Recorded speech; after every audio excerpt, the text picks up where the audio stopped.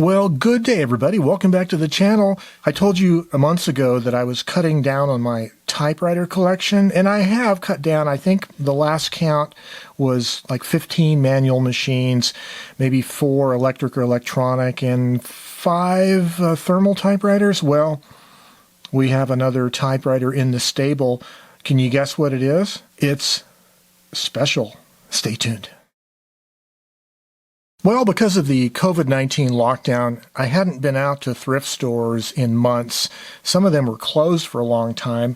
Well, last week, I decided I would go run around a few thrift stores, and I stopped by my favorite indoor flea market in Albuquerque, and they had a couple typewriters, but this one stuck out especially. This is an Olivetti Underwood Studio 45, circa 1969, according to Ted Monk's typewriter database.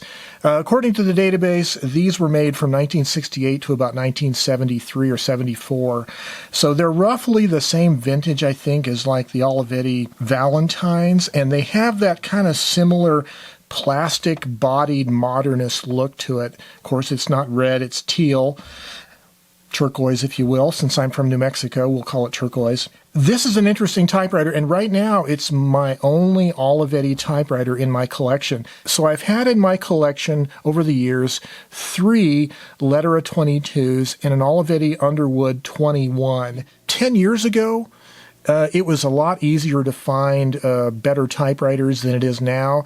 So I've found over the years 3 Lettera 22s. I don't have them anymore. I think I gave one away and sold the other 2. They were good machines, but my problem with them was 2 of the 3 machines.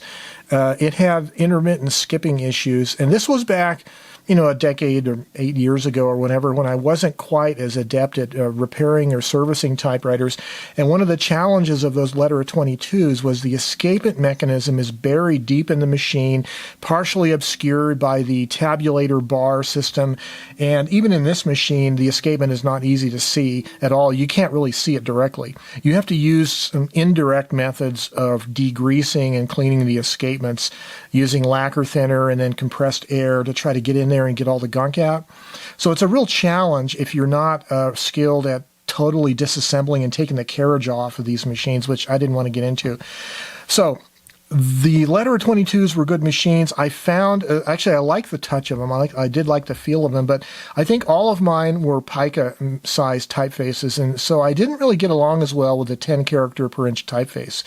And I ended up not using those typewriters as much, partly for that reason, and partly also because they were intermittently skipping. Fast forward a few years, and I found the Olivetti Underwood 21 at a local thrift store. I've recently given that away to one of the members of our local typewriter society, but that typewriter was a larger machine, larger than this, heavier. It was a good writing machine. It was the story behind that one was the guy rode his motorcycle across country in 1968 and traded his motorcycle for the typewriter, and I have the original receipts that showed that exchange. That was a good writing machine, but again, it was a 10 character per inch machine, and I just didn't get along with it as well in terms of the typeface, but also it's a big machine. It was heavy, and I'm sure the person who has it now is getting a lot more use out of it than I would have.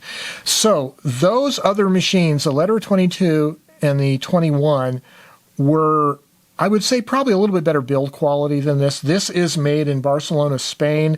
Again, this is a later vintage than those other 2 models I mentioned. It still is an Olivetti, and it still has those classic design elements that you would expect in an Olivetti.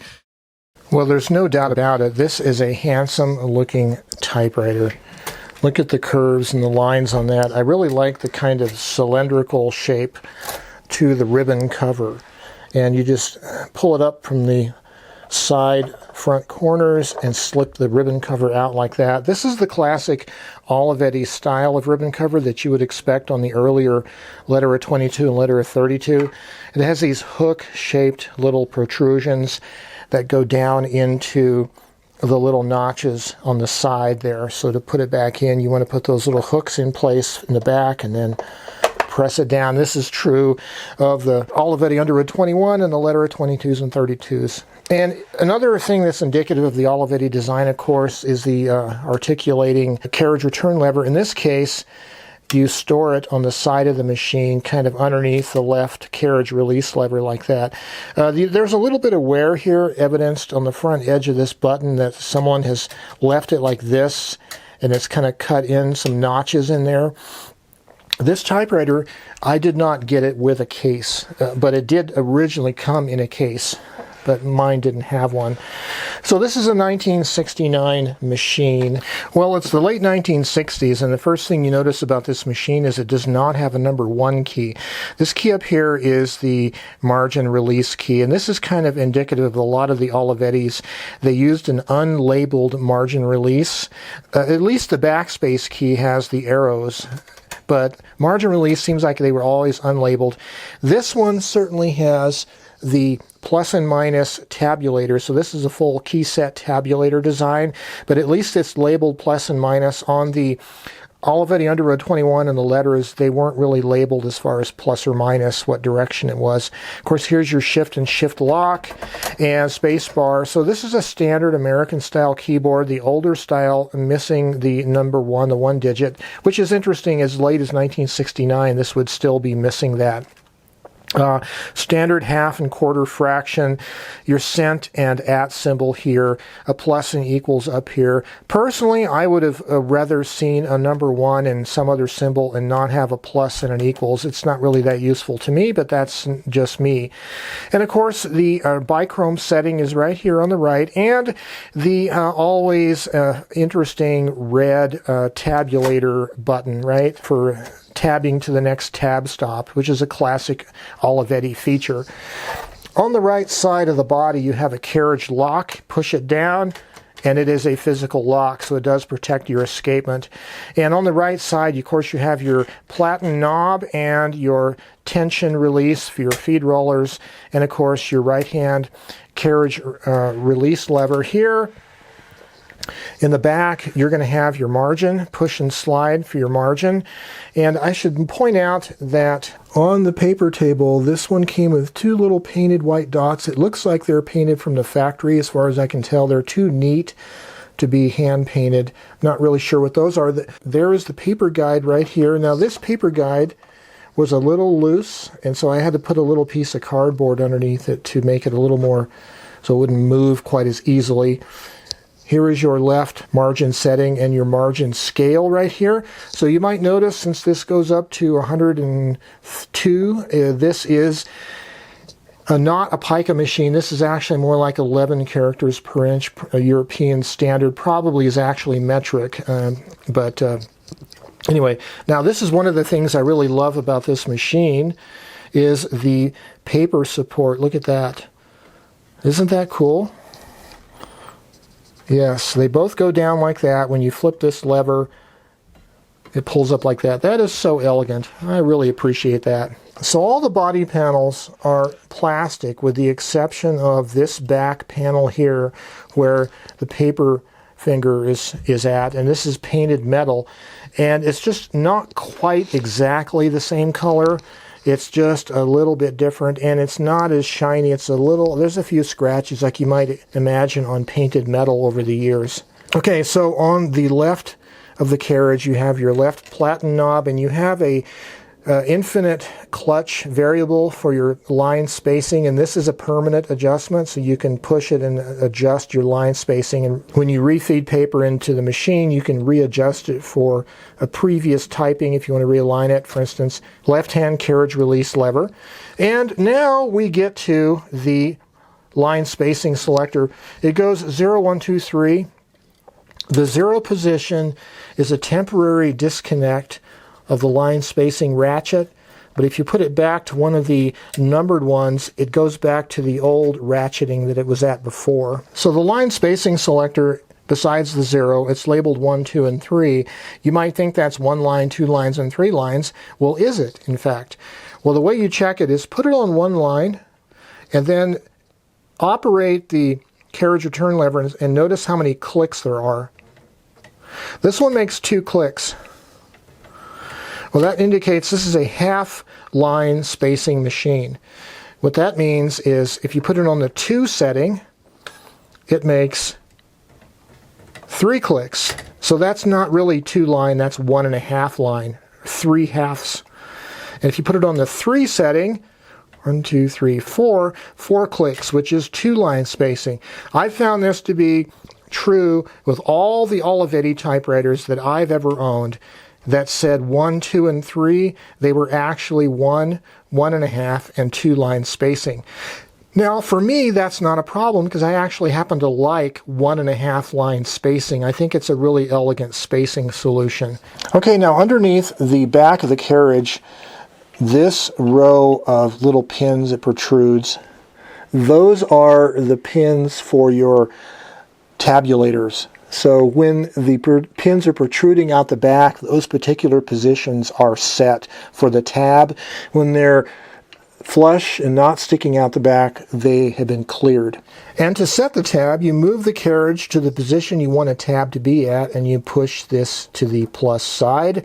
Conversely, to delete or erase a tab, you tab over to that already set tab and hit the minus setting, and it will erase that tab. And if you hold the minus down and operate the carriage throughout its entire range of motion, you can delete all the tabs at once. Now this does have a tabulator brake, so the carriage movement is controlled somewhat. It doesn't fly uncontrollably, which is nice. So this machine has a paper bail that's very similar to the Olivetti Lettera 22s that I've seen.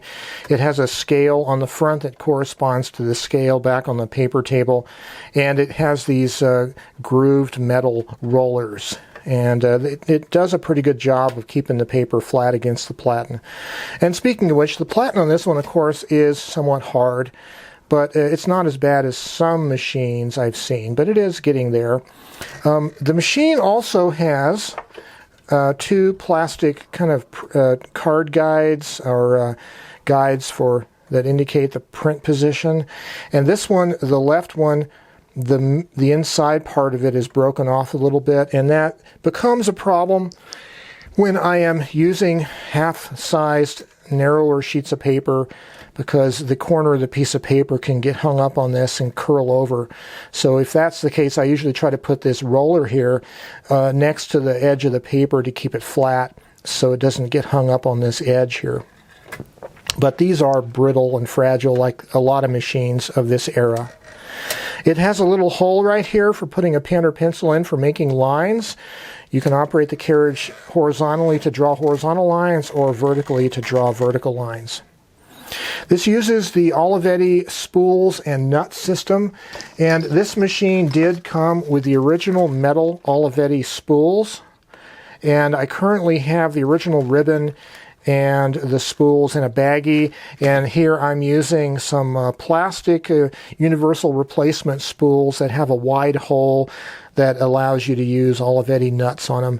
And the ribbon I'm currently using is actually an adding machine ribbon of all things. So at your office supply stores, you can generally get these adding machine ribbons. They're 1/2 inch wide.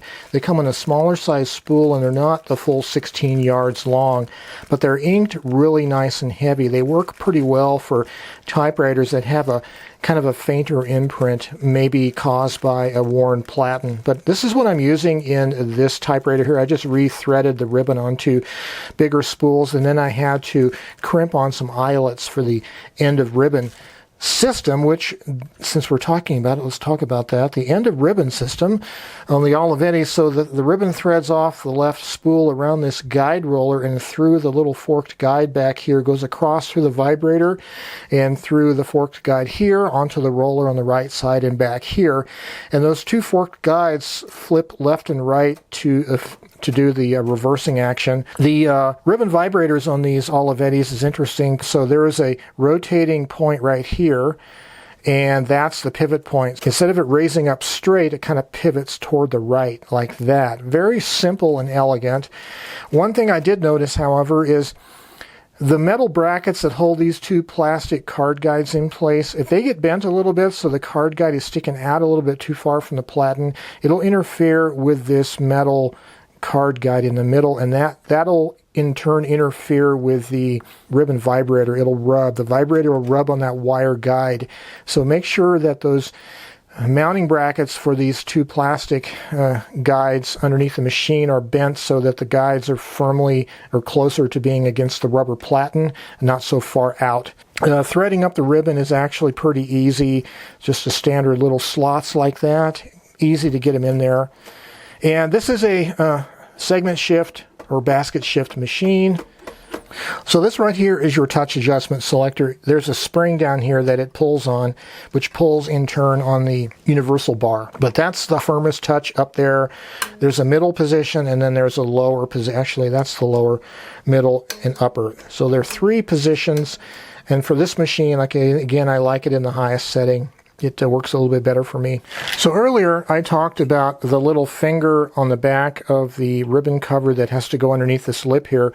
There's also a pin on the front corner of the ribbon cover that goes into these rubber grommets right here. They're interesting because they have a conical tapered hole, and it looks like they're still in good condition. They're nice and resilient, and that's good. But it goes right like that, and I don't have any problems with vibration or anything like that while I type. And the rubber feet on the bottom of the machine are colored similar to the body of the typewriter, and they're still resilient. And they have a little grid on the bottom that helps grip the table surface. And actually, it's quite good, quite nice quality.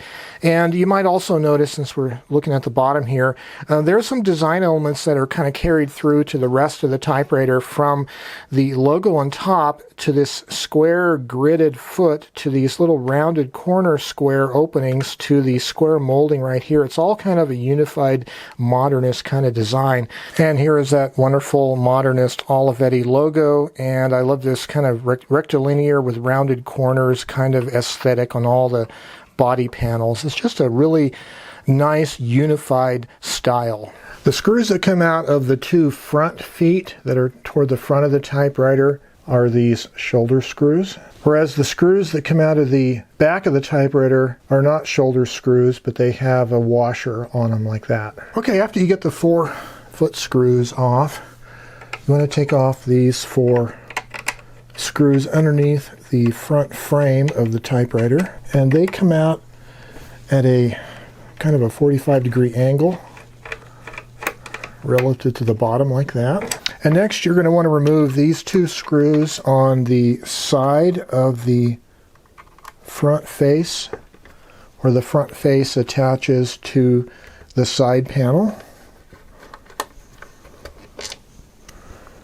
And there's one on the other side right here. And having done that now, the whole front panel will pull off like that, the cover for the front panel. And with all those screws removed, you should be able to pull the chassis of the typewriter out of the body like that. So the body originally had this sound insulation hard foam that had crumbled into dust, and I cleaned it all off, and I put in some adhesive craft felt that I got from the local craft store. Overall, I'm quite impressed with the quality of construction of the plastic body. Pretty well made, I think, for the age of it and for the era. I think it's pretty good quality construction. Well, here we can see the escapement mechanism is actually buried underneath this plate here, but this black angled bracket is the activation arm.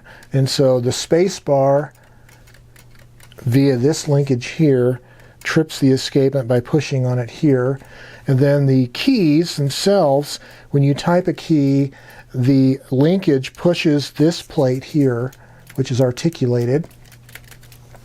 You can just operate it like that. That's the plate that pushes onto the escapement this way via this little arm here. And there is a little slot right in here. This little pin guides in, and there's a spring here that pulls this plate back up. So this spring right here is the return spring for that. The only real adjustment I see on this is this little screw and nut kind of adjusts the return position. So this rocker arm that's rocking like that, its return position is fixed by this nut. But as far as adjusting the trip position, there's no real way to do it other than to bend this arm here. reform it. And that's different than on the earlier, like the Olivetti letter at 22 mechanisms. They actually had an adjustment screw on this arm right here, allowing you to control the trip point. Well, enough yammering. Let's do some typing. I say let's. Actually, I'll be doing the typing. Sorry. You guys can't type through YouTube yet, but I would invite you to type along with me at home. Maybe we can do that someday. Okay. It is a nice typeface. It's a nice modernist style of typeface. Almost a techno kind of typeface. It's a sans serif. Yeah, I really like this. This style of typeface very much is styled kind of similar to the typewriter itself. The shapes of the letters have that same kind of effect. And this adding machine ribbon is nice and dark, I can tell you that. It's kind of nice.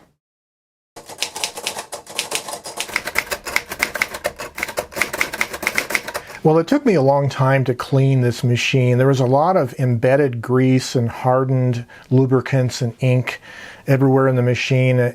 The type bars took a long time to clean up so they wouldn't hang up. And the escapement was certainly giving me trouble. Took me several tries thinking I already had it, put it back together, and then subsequent test typing showed I still had a problem. So it took me a long time to get it so it was working reliably. And even so, if I start typing kind of hurriedly and with less care, it doesn't skip, but I can sometimes miss a space. The space bar will not necessarily operate as reliably as I'd like. So occasionally I'll pile up two words together. If I type with a more concerted, concentrated technique, this machine ends up being quite reliable. And I find that this is kind of true with a lot of machines. If you're a collector of typewriters and you have a lot of typewriters in your collection, it's kind of easy to not get well adjusted to your machines. You're constantly using so many different kinds of machines that the ones that operate flawlessly with little concern for your technique, like maybe the Hermes 3000s and some of the Olympias or Smith Corona 5 series and 6 series, some of those kind of machines where the action is so good, it lulls you into thinking that all typewriters should be that way. Where a typewriter like this, there's a certain technique you kind of have to learn, and it really helps to spend time with the machine, just writing with it. It could be just a stream of consciousness kind of writing before the technique starts to settle in and you get the hang of it. But that's certainly the case with this one. I do have to consciously remember to kind of not hover on the keys and kind of snap the fingers more and release them quicker, and to be also more consistent with the timing of my technique. Less staccato, less staccato kind of touches and more consistent timing. This machine works a lot better. Lovely typeface though, and lovely looking machine for sure. Well, just some final thoughts about this Olivetti. So as I said earlier, it's the 5th Olivetti I've had in my collection. This one, size-wise, kind of falls midway between the Olivetti Underwood 21, which is like a Studio 44, and the smaller letter 22s and 32s. So it's intermediate in size. It is a smaller typeface, and you can't really argue about the color much at all. I'm expecting I'll probably be hanging on to this machine. A few caveats. I mentioned earlier the touch on the machine is a little finicky. It takes a little bit of a delicate touch to not have it have some kind of errors when it's typing. It's not real bad. It's just you have to be concerted about being a snappy touch and making sure that you hit the space bar sufficiently. There might be some adjustments I can do down the road to the escapement to make that a little bit better. The other issue is the type example that I gave here. There is a little variability in the typing quality, specifically around a little bit of double striking on some of the letters, and it doesn't happen all the time. I think it's more related to a combination of my touch technique along with probably a hard platen. In any event, other than those issues, what a beautiful typewriter, and it really does have a nice dark imprint, lovely typeface that just matches the style of the typewriter so well. Those characters, the way they're shaped, which is cool, very cool. Well, this is Joe. Yes, I told you I'm cutting down on my typewriter collection, but this is what happens. How can you pass a machine up like this at a thrift store, even without a case? And speaking of case, I'm sure there's some solution I will come up with for finding a case, like my Olympia SM9 wide carriage that I had. I bought an antique Hartmann Skymate pigskin suitcase for it. That particular typewriter and suitcase are now living next door to George R.R. Martin in Santa Fe, where my wife's niece lives. So I'm sure I can find another case for this. But in any event, I look forward to seeing what kind of unexpected creativity I'm going to come up with this machine. And that's what I'm going to encourage you guys to do. Even if all you have is one typewriter in your collection, get that typewriter out, put it on your desk, put some paper in it, and start writing. Start creating. Okay, guys, you stay well, stay creative, have yourselves a great day. Bye-bye for now.